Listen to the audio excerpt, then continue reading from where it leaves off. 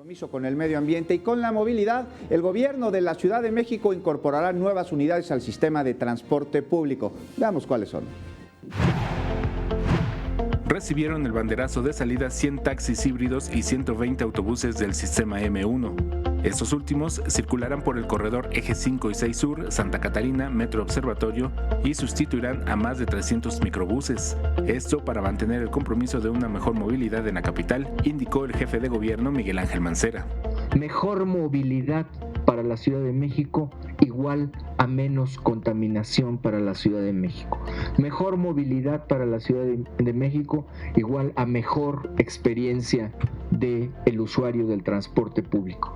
Mejor movilidad en la Ciudad de México también beneficio para nuestros concesionarios, que es un beneficio legítimo, que es un beneficio sustancial.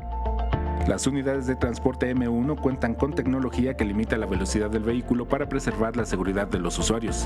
Cuentan con motor a gas natural, alcancías, suspensión neumática, gobernador de ascenso y descenso y cámaras de videovigilancia.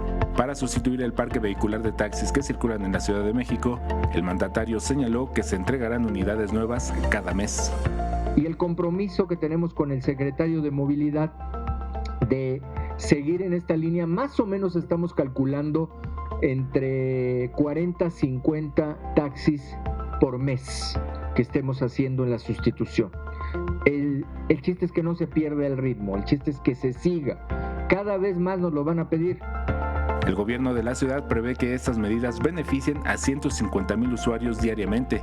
Los nuevos taxis evitan contaminación auditiva y producen 45% menos de emisiones de dióxido de carbono comparados con un vehículo de combustión interna. Alberto Álvarez Santana, 21 Noticias.